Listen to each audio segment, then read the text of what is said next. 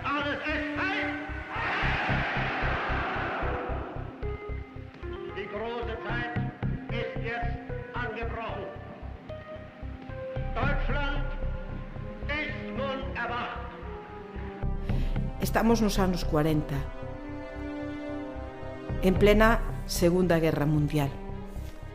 O Wolfram é estratéxico para todo tipo de armamento. Por eso está tan ben pagado.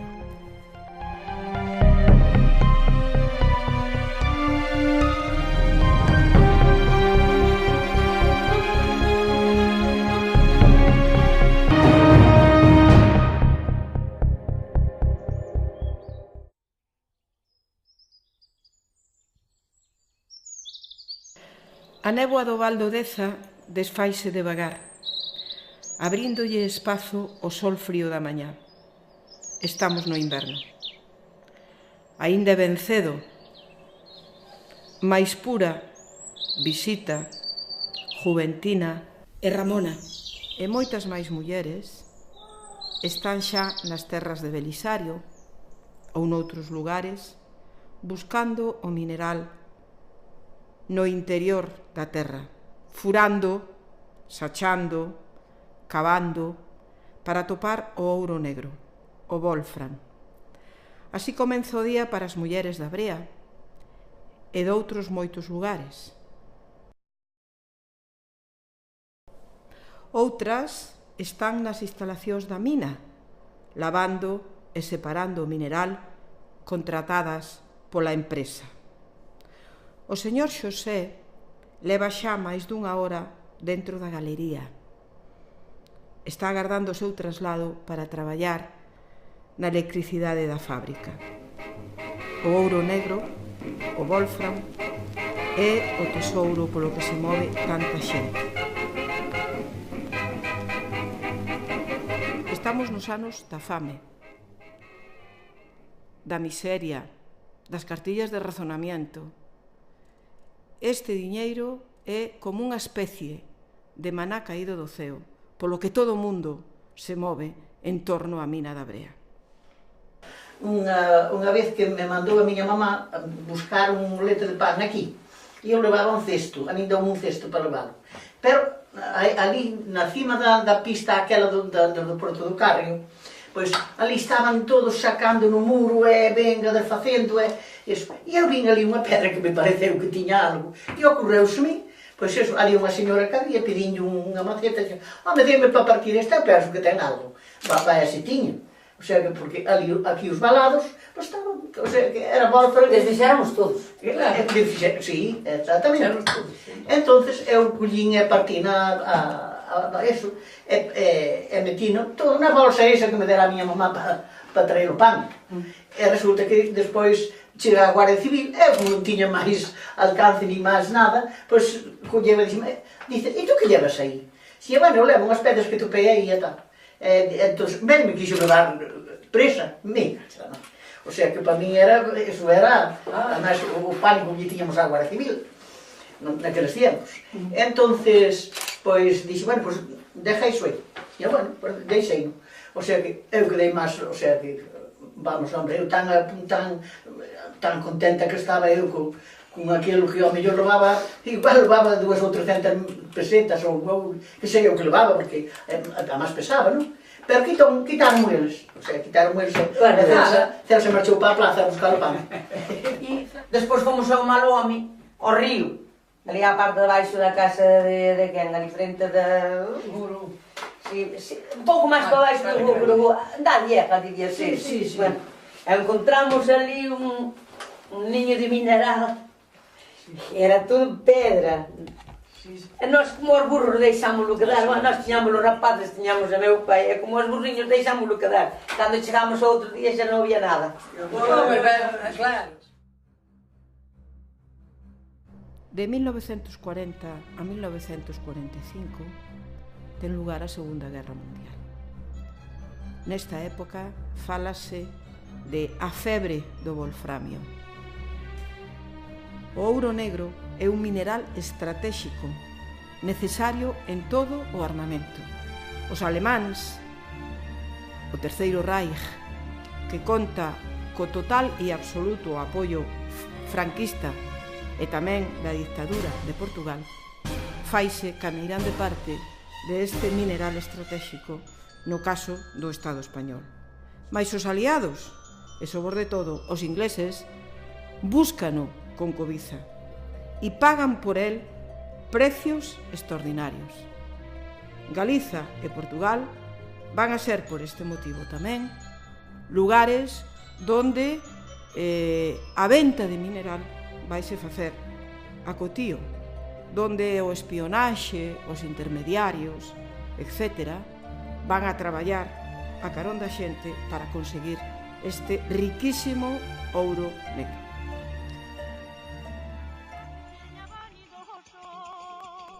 Coa riqueza do Wolfram, todo muda nestas terras do Val do Deza.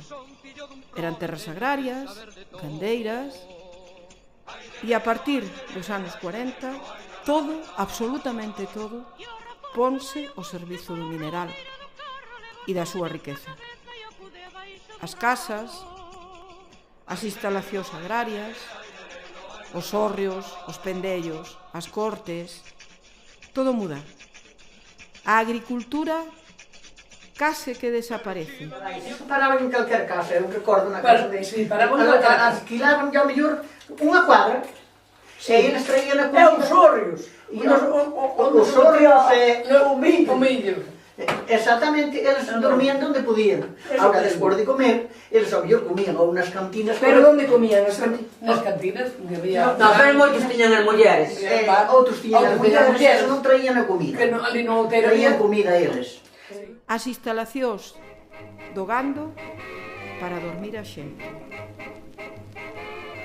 As tabernas, os cines, os salos de baile, todo está ao servizo das persoas que buscan mineral, que mercan o mineral, que negocian co ouro negro. E moitas serán as mulleres que traballen facendo de xantar, limpando a roupa, todas as actividades que normalmente tiñan o precio tasado de unha peseta. A terra é para buscar Wolfram. Unha sacha, unha palangana, unha poza de agua, onde houbera agua, e se non ir lavar ao río. Sí. E entonces, eu no meu caso, os homens traballaban a terra e non lavábamos as mulleres. Sí. Bueno, despois cando tiñamos o mineral preparado, levábamoslo para casa e cada un levaba onde podía. Porque os homens non o podían levar, no meu caso. Os outros non sei. Era o que facían. Eu traballei moito tempo aí na era de miña abuela ou de meus abuelos, que ao contrario, as fincas todas que había que daban o Wolfram eran todas de miña abuela. Sí. Eu traballei ali, pero eu fui con ela a primeira vez a Varille. E lavábamos o que tiraban os que viñan buscar aquí o mineral á mina. Lavaban a terra, mas lavaban alá en Varille. Era verdade ou era mentira? Era verdade. Pois tiñamos un buraco para buscar a terra que daba o mineral, porque a outra non a queríamos. Entón, como o mineral se vía, era negro e a terra era así de color desta castañado. Entón, cargábamos o saco, eu como era rapaza levaba pouco, pero as outras levaban un saco grande. Despois lavábamosla, despois levábamos o mineral para casa e vendíamoslo. Xuntábamos así algúns kilos, porque un kilo solo non rendía. E os outros pagaban e compraban por metros. Sí, por metros. No agro. Eso é, no agro, por metros, e cada un explotaba o seu. Eso é. Pois eu iba tiñamos un grupo. Sí. Íbamos... Un grupo de mulleres e homes? Mulleres e homes. Despois tiñamos uns cavaban na terra, outros que carxábamos lá por Ejero de Porto do Carro. Levábamos a terra nos sacos, carxábamos para ali nos Ejeros lavámosla. Sí. E como o mineral era máis pesado que a terra escapaba e o mineral quedaba no fondo da palangana. Sí. E así xuntamos. E veñan, unhas carxaban, outras se lavaban, e así. E despois, cando viñamos con el, para casa, se estaba no guardia, escapábamos por onde pudermos, para que non nos vira. Porque como era... Claro, se nos sacábamos. Era unha vida triste. Unha vez quixeronme cambiar, quixeronme cachear a mí. Non era triste. Cachearme a todos. Eu Traía unha bolsa debaixo do brazo. Porque nós xa tiñamos da nosa mão. Temos tapado con a Non chaqueta. sabes, non lle dábamos a mercancía toda, pero dábamos algo, non sabes? E o Juan acompañábamos a casa como se fora o noso mozo. Claro que sí, Mozo moi bien. E despois traíamele, pois a mí quixeronme cachear, pero dixen eu, no, a mí para cachearme ten que ter unha muller, senón eu non lle deixo poñer as mãos encima a usted. Entón, pase. Juventina, e usted sí que traballou na mina, non? Sí, traballei no lavadero. O sea, que usted tiña un salario, estaba asegurada e cobraba un xornal Sí. por semana, por mes, como era? No, era por mes, non era por ser. Era por mes. Por mes, sí. Sí. Valentina, Que? tinha sacado cando traían os sacos de 40 kilos de central da brea e estabas para dar a luz. Con 40 kilos encima. Aló! Con cantos kilos? Con cantos kilos podía levar? 40 traía. Bueno, máis ben. Teña forza.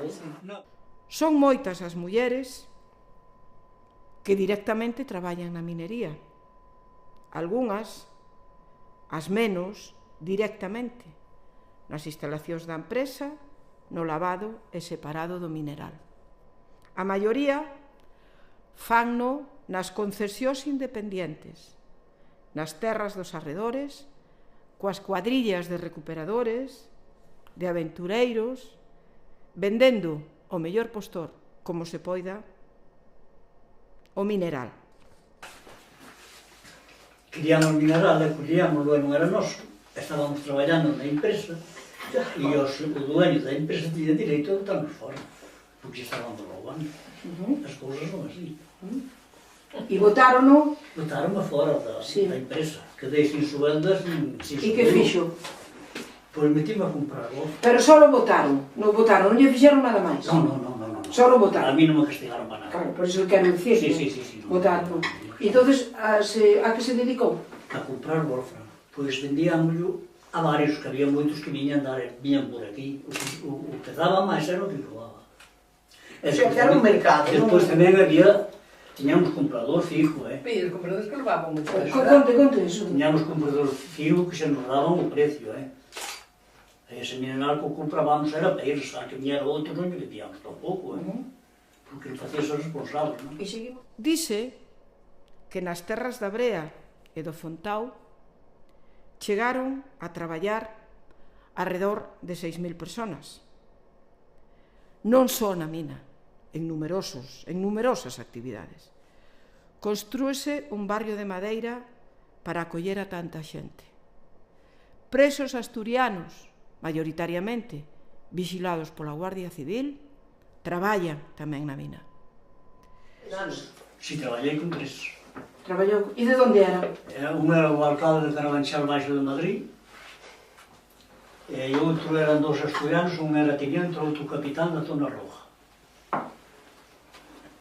Sí, asistiu moito, na parrilla. Asistiu moito debido a que había presos aquí. Eran presos, porque nós chamábamos de presos aunque estaban en libertad. O xenro de Profica de Frois, como se chamaba? Vidal. Isto era a guía. Ajá. Isto era a guía da guerrilla. Era o que decía o que pasaba aquí, o que non pasaba. E dice que tamén prenderon a unha muller. A muller de un lazo. Jamás un lazo. E como se chamaba a muller? Lle chamábase Josefina.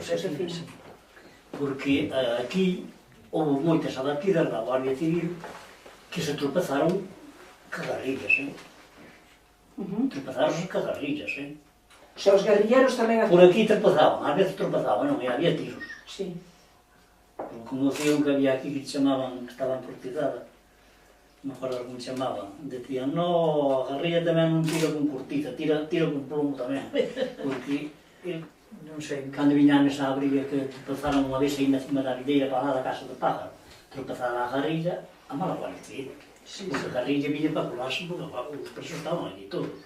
E quería colar para comunicarse, non sabes? Entón, a Guardia Civil topozou con eso, todos os tiros para todos. Había un guardián, mas había unha compañía de infantería, aí na plaza, onde chaman a plaza. Sí, bueno, pero daban libertad para ir por aí. Daban, sí, pero unha compañía había aí. Había. Foi cando fixeron un cuartel novo na carretera, que marchou os soldados, había unha compañía de Guardia Civil, un capitán da Guardia Civil. E viña a Brigadilla, de Pontevedra, por aí. Non era unha broma. Non. Algo extranxeron. Viña a Guardia Civil de Silleda, viña a Guardia Civil de Cruces, que xa era Cruces. Os presos... Pero estaban estes tamén Os aquí. presos seguían traballando duro por aquí e matando algo tamén. Pero non mataban algo. E Incercio, un cantinero, non sei que se pasara. Eu non me acordo. Eu la vi no ano Que pasara 37. cos falangistas. Que pasara cos falangistas aí un cantinero do Cercio. Entonces, chegou un momento os presos, que chamaban a zona roxa, chamaban os comunistas, viñeron por ele. Viñeron por ele, invitaron a todos que estaban na taberna, sacaron, para entrar os fixos, e quedou. Que somos moito aquí, Eu acordo un montón, Que estaban en contacto, entonces, Estaban por eso... estaban en contacto, porque eran todos da zona roja, estaban en Porque contacto. había do Partido Comunista. E ese que chamaban Fouceiras era unha cuadrilla de militares que estaban no monte.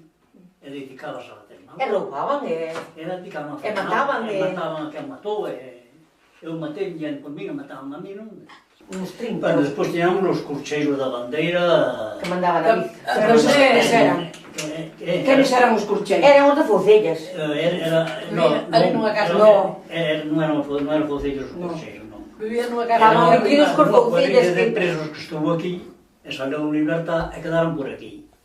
Entón eran os que se dedicaban a facerlle daño a quen fixera daño, non entendes? Os curcheiros da bandeira mataron o Guardia Civil ese que viña a Parexa, que viña da bandeira da feira. Eles mataron aí no Martixe. A presencia abundante de Garda Civil que vixila os presos, vixirlo e extraperlo, moitas veces tamén participando nel, provoca enfrontamentos e represión, no que tamén morrerán mulleres afogadas, tiroteadas. As mulleres tamén van a deixar no seu sangue o prezo do ouro negro. Pois, era un domingo que viñemos unha señora que tiña 4 rapaces, o Barbén tiña 9 anos. Era moi amiga miña, que era tiña tamén. E viñemos a ver se topábamos algún por aí polo monte. Ela quería comprarlle un pan ou por rapaces, fariña para fazer pan, non? Era viña o mineral para sacar a familia para diante. Entonces, Daquela non hai outra dixo a posibilidade. min vimos unha vez, e imos a ver se eu xunto un pouco para comprar un pouco de trigo e tal, ¿no? E bueno, pues vamos. Estábamos comendo, estábamos nun camiño, así sentadas, e entonces así, un dun lado e outro do outro, comendo uns bocadillos. Aquela lle de acordar. E entonces, veu o guardia, ou puñeron máis que un, que eran risco, menos que un vino, por atrás, e dispararon, caíron así diante de nós no camiño. Pero que mesmo nós, claro, asustámonos e levantámonos para arriba. E a que estaba ao meu lado, tirolle na cabeza, se quedou morta, se caíu morta. Ali a matar. E fixeron, hubo un xuicio... Sí, un xuicio, fomos declarar duas veces en Pontevedra, mas aí en Lalín. Houve un suquizo grande, pero... E o guardia que lle pasou? Foi a Lalín primeiro. E o guardia que lle pasou? Nada. Bueno, guardia. Despois viu polo caño por ali. Cambiaron el puesto, listo. E despois fomos en Pontevedra, porque eu estaba con un señor en Pontevedra, con o Carlos. E entonces chamaron ali, e fun. Dixeme, ti tens que decir, porque eu non quería ir, dixía, bueno, vou ir a por aí, declarar outra vez. Non, tens que ir, pero ti declaras, dices a mesma cousa que o viches, claro. E dixo, e depois aquele guardia andaba pola calle, que eu non conocía, andaba pola calle, cada vez que me vía, eu por ali e ele curvaba polo outro lado. Me quería encontrar, claro. Na mina traballan tamén, como dixemos, presos franquistas, moitos deles asturianos, que aportan o seu coñecemento da minería e que axiña formaron parte da vida da aldea, do poboado.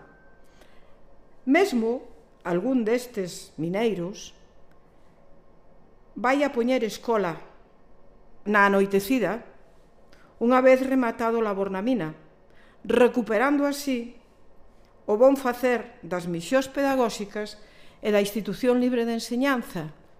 Por iso, tamén no Fontao, podemos falar de unha illa de coñecemento.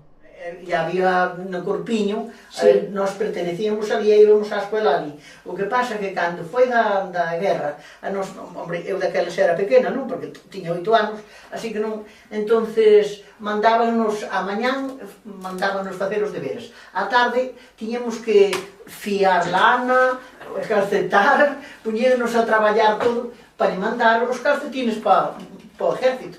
Años era o que facían na escola. Sí, as tardes facíamoslo así.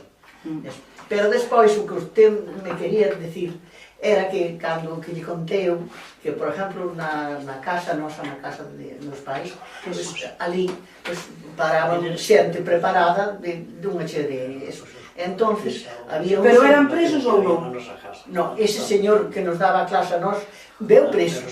Sí, pero despois quedou en libertad, el casouse con unha señora aí de San Martín, estaba parada na nosa casa, e ele era muller. Entonces, el doulle por facernos escuela, dice, bueno, ahora con este lío de eso, non hai escuela, ni hai nada, dice, voy a dar clases yo aquí, porque el veo aquí preso, pero ele era profesor. Entonces, claro, empezounos a dar clase a todos. O caso é que, cando nos dimos cuenta, éramos 10 ou 14, non sei cantos éramos. O sea que, pero ele tiña forza de voluntad, porque ele iba a traballar á mina, entraba ás 6 da mañá e salía ás 2 da tarde.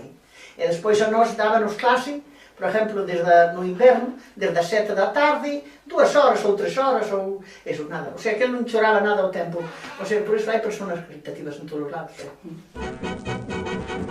Hoxe é sábado e, despois do solpor, cara a noite, toda esta xente moza e outra que virá de outros lugares irán a divertirse nos salóns de baile, un deles rexentado por Celsa. O salón de baile tiñamoslo onde eu teño agora a casa, o sea que ali fixemos un edificio, entón ali tiñamos no baixo da casa, había un bar, ademais está un bar para aqueles tiempos que estaba ben. E o salón de baile quen se iba? Pois iba todo o mundo, así cando era por carnaval ou así, traíamos unha orquesta. Bueno, e despois polo tempo, por carnavales, por fin de ano, vamos, o fin de ano vamos máis ben, ano novo máis ben. Entón, despois traías un conxunto, e se non había un conxunto aquí de Merza, eso, pero, bueno, dábanlle moi ben. E había outro chico que, ese, que era Paulino cantaba moi ben, o sea que, eso, o sea, estaba moi ben a cousa. O que pasa que, claro, aquilo marchaba estupendamente, pero despois foi cando aquí cerraron, non sei que cerraron na mina, a xente empezou a emigrar, aquí non quedou xente. No barrio da Madeira, a xente baila, vai ao cine, bebe nas tabernas, fala, divírtese. Por eso, estas instalacións son tan numerosas.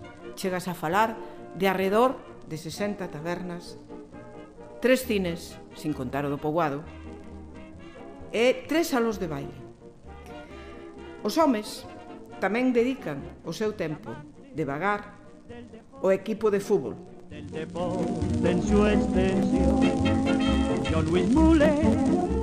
As cartas, as partidas con apostas fortes tamén ocupan un lugar importante.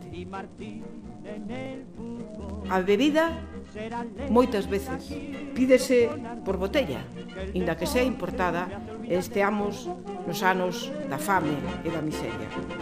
A vida e a morte, nesa línea tan frágil que moitas veces se cruzan, fai que se viva así.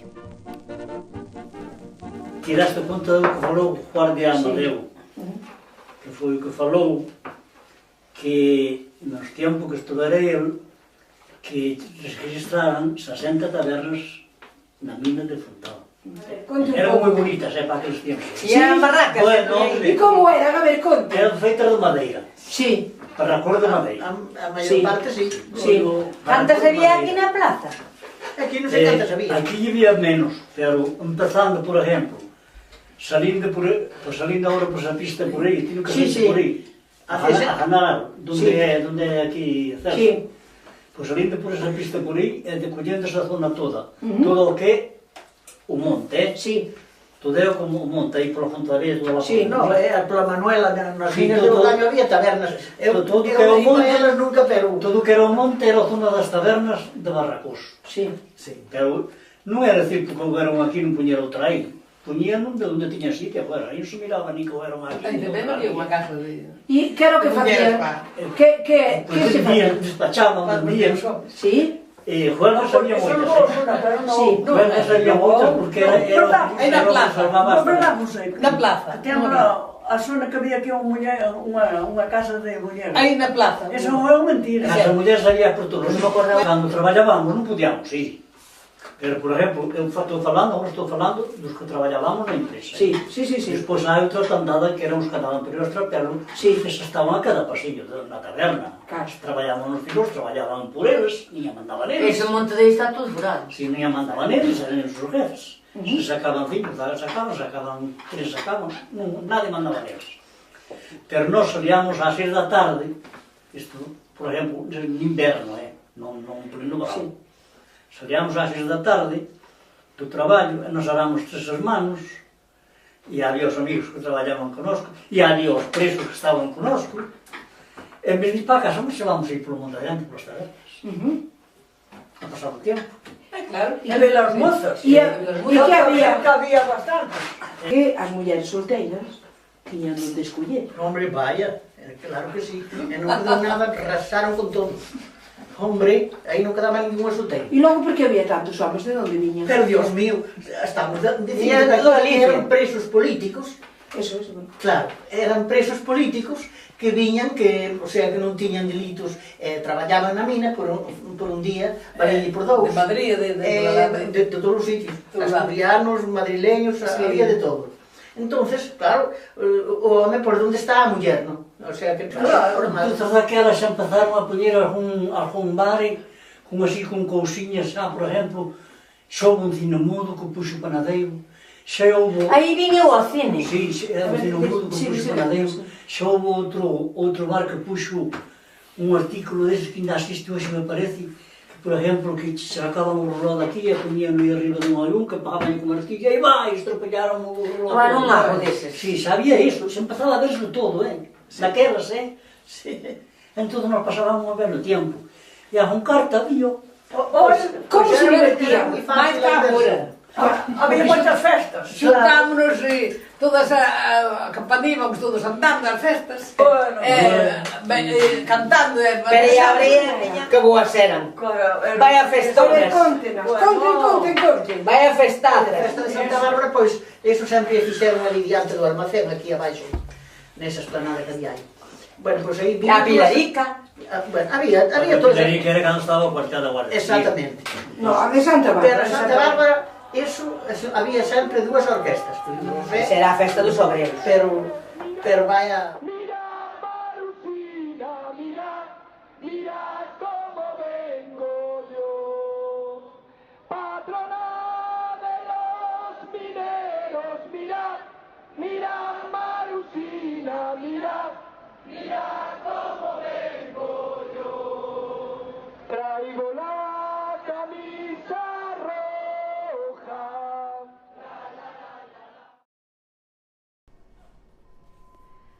A mina volve a recuperar a actividade nos anos 50, anos nos que ten lugar a Guerra de Corea, e mesmo vai a continuar sacando mineral hasta os anos 60. Neste período, construíse o poboado mineiro, chamado Poboado do Fontao, onde estamos, que se inaugura no 1958. Vai ser un dos irmáns da familia Cor, concesionaria da mina, César Cor Gómez Tortosa, que xunto con un arquitecto galego, Joaquín Basilio Bas, diseñen os planos e fagan a dirección de obra. Este poboado moi semellante aos poboados de colonización que o franquismo construye noutros lugares do Estado español, van a aportar á mina da Brea un elemento arquitectónico importante, posto que o poboado, ademais das vivendas, ten un economato, 2 escolas para nenos e para nenas, unha igrexa, un cine e mesmo un campo de fútbol. Isto vai a facer que a Brea e o Fontao seña un espacio especialmente rico na historia da minería galega.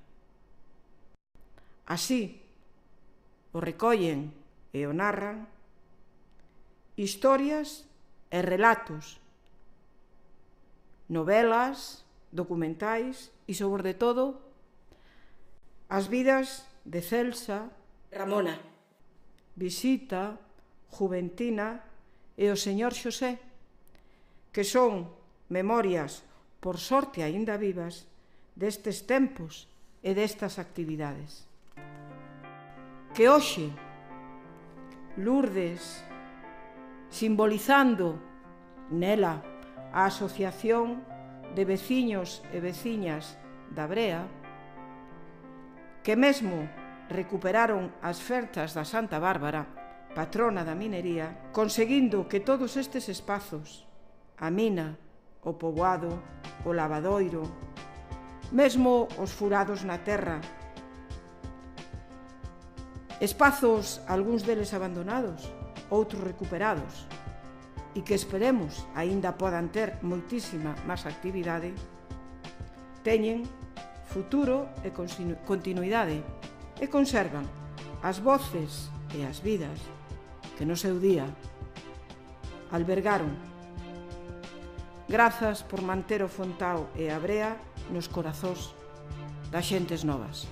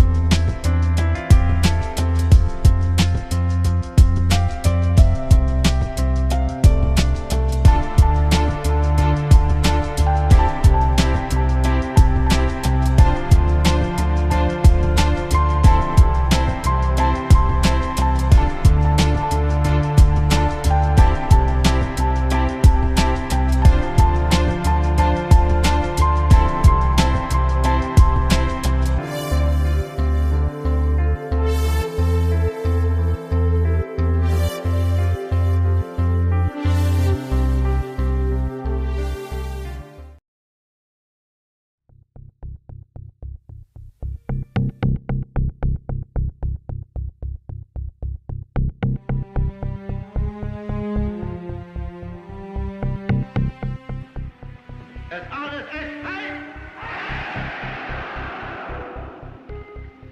Die große Zeit ist jetzt angebrochen. Deutschland ist nun erwacht. Estamos nos anos 40, en plena Segunda Guerra Mundial. O Wolfram é estratéxico para todo tipo de armamento. Por eso está tan ben pagado.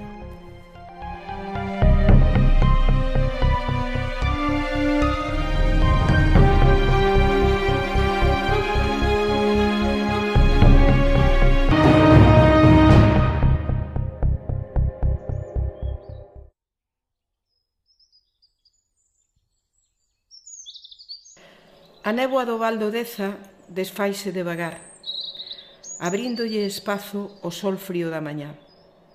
Estamos no inverno. Aínda é ben cedo, máis pura, Visita, Juventina e Ramona e moitas máis mulleres están xa nas terras de Belisario ou noutros lugares buscando o mineral no interior da terra, furando, sachando, cavando para topar o ouro negro, o Wolfram. Así comeza o día para as mulleres da Brea e doutros moitos lugares.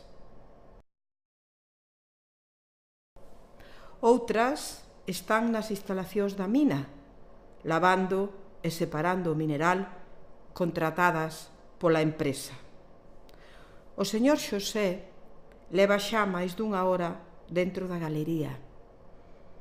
Está agardando o seu traslado para traballar na electricidade da fábrica.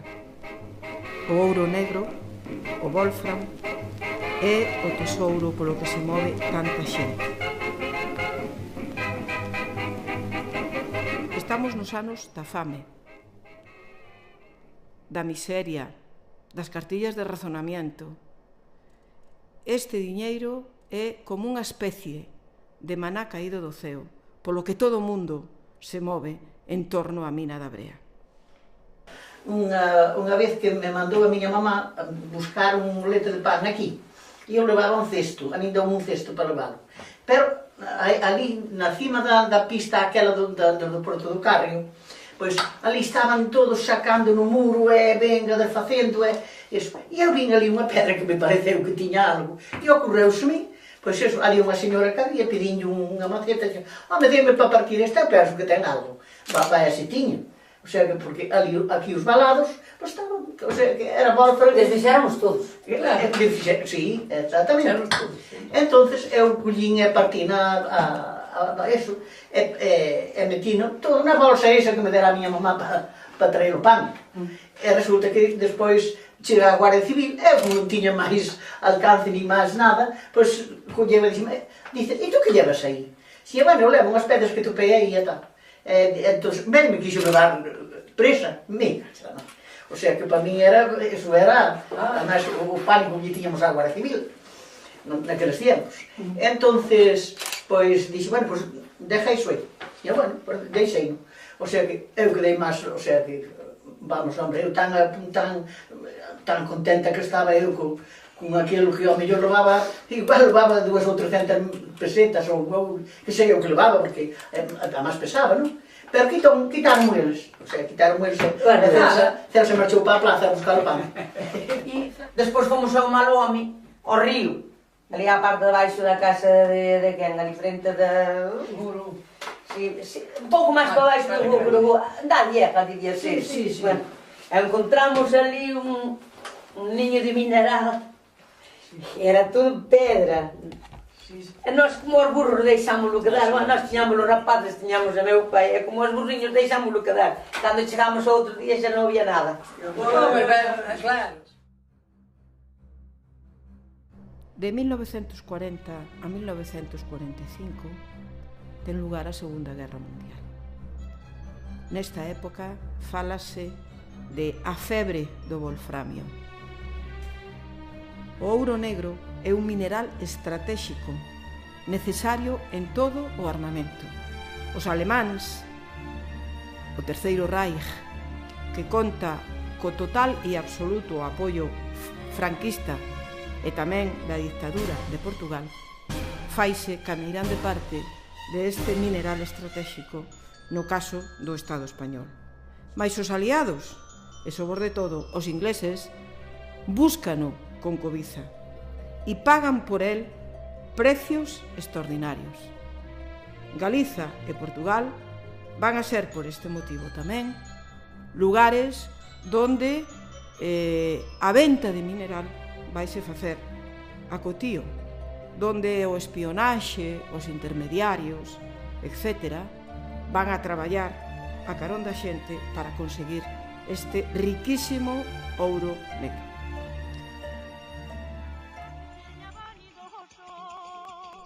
Coa riqueza do wolfram, todo muda nestas terras do Val do Deza. Eran terras agrarias, gandeiras, e a partir dos anos 40, todo, absolutamente todo, ponse ao servizo do mineral e da súa riqueza. As casas, as instalacións agrarias, os hórreos, os pendellos, as cortes,